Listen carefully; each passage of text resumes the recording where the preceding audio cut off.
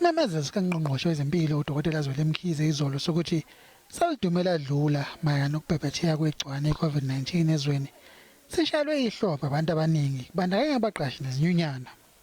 This is a very welcome news, and people were desperate. It is such a relieving fact that suddenly we seemingly get up beyond the peak.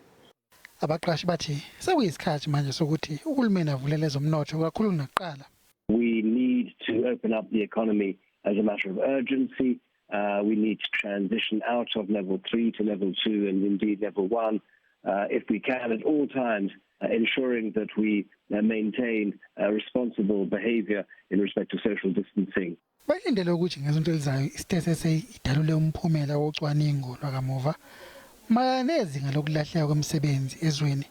One shouldn't be surprised to see a 10% decline in the number of jobs in the economy, amounting to a loss of around 1 to 1.5 million jobs compared with the first quarter.